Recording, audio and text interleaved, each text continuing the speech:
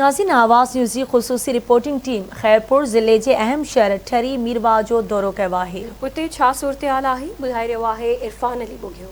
जी, असां हिन वक्त मौजूद आहियूं खैरपुर ज़िले के इंतहाई अहम शहर तालके हेडक्वार्टर वारे शहर ठरी मीरवा में, जो बाशऊर माण्हुनि जो शहर है।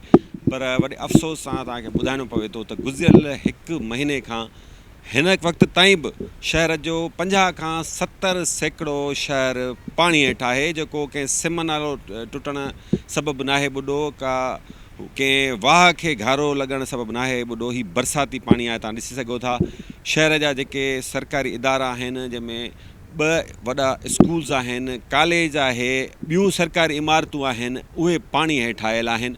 कार व्यवहार मुकम्मल तौर ठप आहे। समूरी जेका मार्केट आहे उहा गुज़िरियल 1 महीने खां बंदि पियल आहे।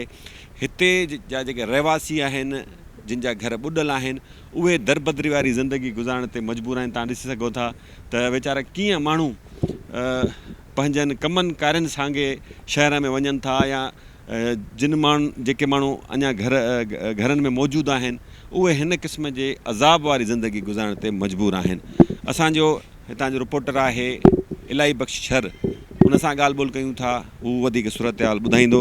इलाही बख़्श, छो नथो यार पानी अञा ताईं निकाल थिए? इंतज़ामिया जी नाअहली आहे। गुज़िरियल 1 महीने खां बरसाती पानी जेको आहे तो शहर में बीठल आहे, ऐं इंतज़ामिया हिन वक्त ताईं कुझु न कयो आहे।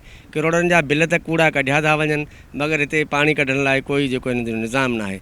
पानी जेको शहर में आहे उन में असांजो डिग्री कॉलेज ठरी मीरवा अची थो वञे, हाई स्कूल ठरी मीरवा थो अचे, गर्ल्स हाई स्कूल आहे, नादरा ऑफिस आहे, ऐं तालके ऑफिसूं आहिनि, जेके बि ऑफिसूं आहिनि, SDM ऑफिस आहे, मुख्तियार कार ऑफिस आहे, कोर्टूं आहिनि, थाणा आहिनि, सभु पाणीअ जे हेठि आहिनि। ऐं ख़ासि करे असांजी तालके अस्पताल जेका आहे उहा पाणी हेठि आहे।